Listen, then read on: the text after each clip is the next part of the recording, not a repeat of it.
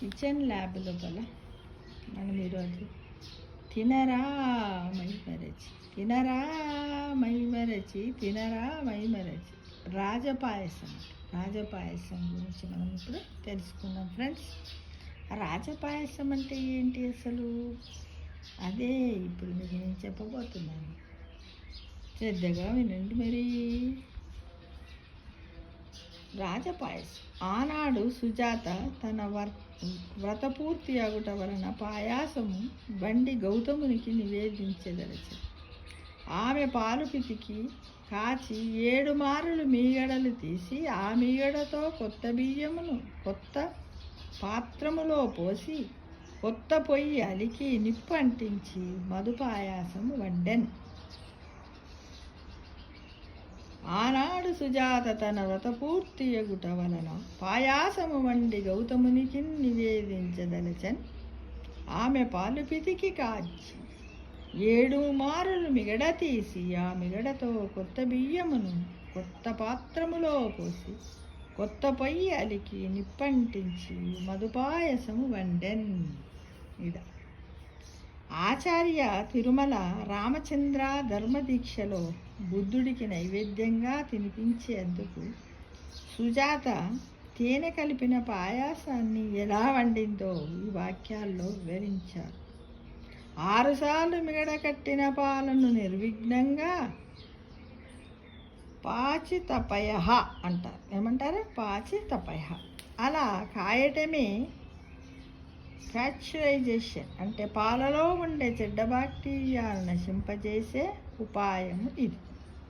Bacteria లేని చక్కని పాలతో కాచిన పాయాసము అమీబాయిసిస్ లాంటి జీర్ణకోశ వ్యాధుల్లో కూడా తినదగినదిగా ఉంటుంది. తినదగినదిగా ఉంటుంది.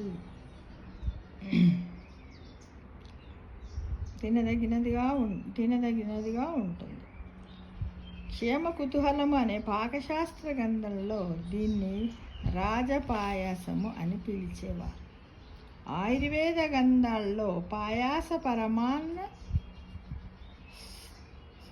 సయ్యత్ క్షీరకాపి తదుచ్చేతేబ శుద్ధేర్తపక్వై దుగ్ధేత్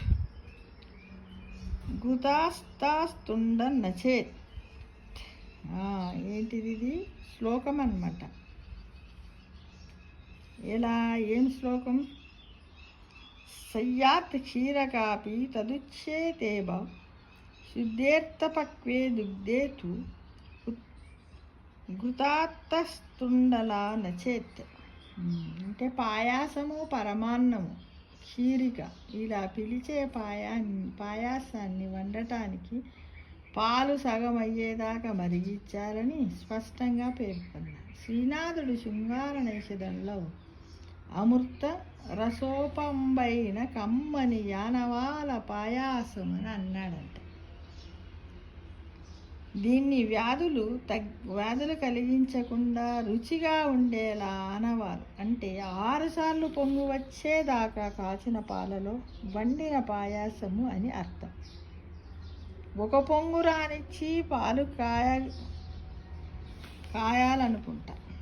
అలా పక్వంగా కాచిన పాల వలనే చాలామందికి పాలు సరిపోకపోవడం లాంటి ఇబ్బందులు కూడా కలుగుతాయి. మనం మామూలుగా ఎప్పుడన్నా ఏదన్నా వండాలన్నా మన ఇంట్లో మన బాంబినో కీర్ చేయాలంటే 1-2 సార్లు పొంగిన వెంటనే దాంట్లో పాలల్లో దీన్ని మనము నెయ్యిలో వేయించి బాంబినో కానీ వాటిని కానీ బియ్యాన్ని కానీ పప్పుని కానీ వేసి ఉడకబెట్టేసేస్తాం. అందులో బెల్లం అన్నీ వేసేస్తాం, డ్రై ఫ్రూట్స్ ఇట్లా. కానీ దీన్ని అలాగదట ఈ పాయాసాన్ని ఇన్నిసార్లు 5-6 సార్లు మరిగించాలట. మరిగించడం వల్ల పాలన్నీ చిక్కబడి దాంట్లో ఏముంటుంది?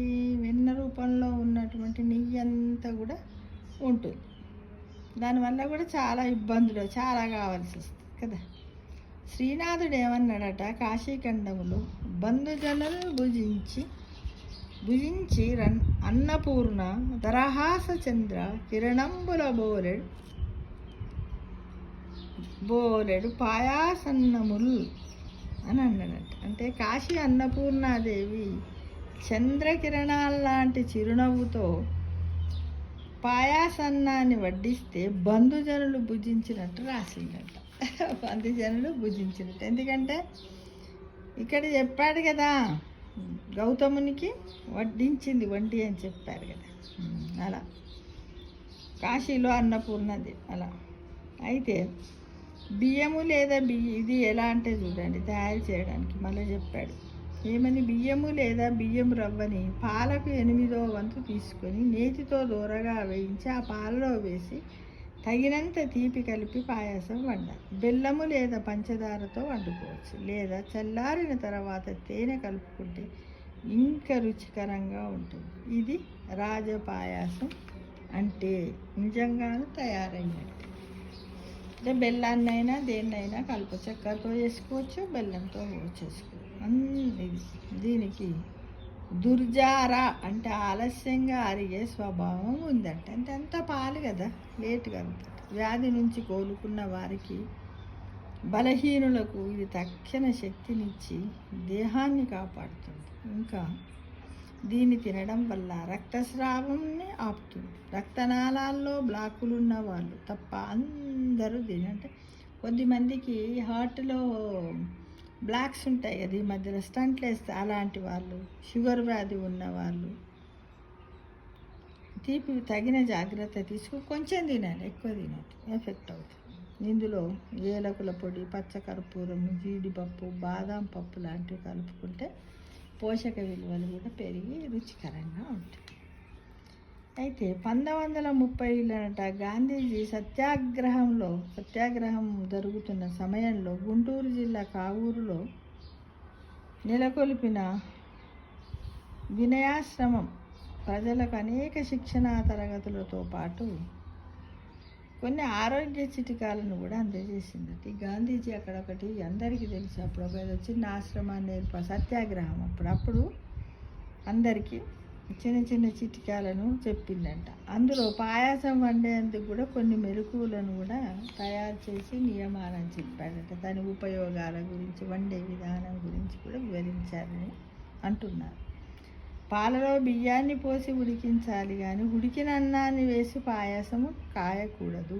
నిజానికి కూడా పాలలో ఉడికితేనే ఎక్కువసేపు ఉడుకుతుంది కాబట్టి టేస్ట్ వస్తుంది. మనం ఏం చేస్తాం, ఒక్కొక్కసారి అన్నాన్ని వండేసి దాంట్లోనే పాలు పోసి చక్కెర వేసి అన్నీ వేసేస్తాం, కానీ అంత టేస్ట్ రాదనమాట. బియ్యంతో పాటే బెల్లము, చక్కెర వేసి ఉడికించడం మంచిది కాదు. బియ్యంతో వెంటనే వేస్తే బియ్యం ఎడురితే ఉడకదు, కాబట్టి దానివల్ల క్షీరాన్నము చలవ చేసే స్వభావాన్ని కూడా కోల్పోయి. మనం అన్నం ఏంది మొత్తం ఉడకాలి, కంప్లీట్ ఉడికిన తర్వాతనే దాంట్లో బెల్లం కానీ చక్కెర కానీ వేయాలన్నమాట. ఆ పాలల్లో బియ్యం ఉడికించినప్పటికి కూడా ఉడికిన తర్వాతనే ఇవన్నీ వేయాలి. బెల్లాన్ని కొద్దిమంది ఇంకెలా చేస్తారు, క్షీరాన్నము చలవ చేసే స్వభావాన్ని కూడా కోల్పోతుంది, అలా చేయకూడదు. కొద్దిమంది ఏంటంటే బెల్లంలో చెదారం ఉంటుందని బెల్లాన్ని కరిగించి పానకంలా చేసి వడగట్టి ఈ పాలలో బియ్యం పూర్తిగా అన్నంలా ఉడికాక అప్పుడు ఈ వడబోసిన బెల్లం పానకాన్ని కలిపి మరి కొద్దిసేపు ఉడికిస్తే పాయాసము తయారవుతుంది. ఇది చలవ చేస్తుంది. పంచదార కన్నా బెల్లము కన్నా తాటి బెల్లము మేలు చేసేవిగా ఉంటాయి. పంచదార కంటే బెల్లం కంటే తాటి బెల్లం కూడా తెలుసు కదా, తాటి చెట్ల నుండి, తాటి పండ్ల నుండి తయారు చేస్తారు మిత్రమా. అందరూ కూడా ఈ విధంగా కష్టం అనకుండా అప్పుడప్పుడు మనకు వీలైనప్పుడు తినరా మైమరచి రాజపాయాసం అంటూ వండాలి. మన ఇంట్లో ఉన్న వాళ్ళకి పెట్టాలి, మన వాళ్ళందరికీ పెట్టి మన కుటుంబ సభ్యుల యొక్క ఆరోగ్యాన్ని కూడా కాపాడాలి. అప్పుడప్పుడు చేసుకోవాలి, మరి ఎక్కువసార్లు ఏమవసరం మనకు కదా. ఏదైనా కూడా పరిమిత సంఖ్యలో తినడానికి ప్రయత్నించాలిగా మిత్రులు. చేస్తారు కదా. సర్వే జనా సుఖినో భవంతు.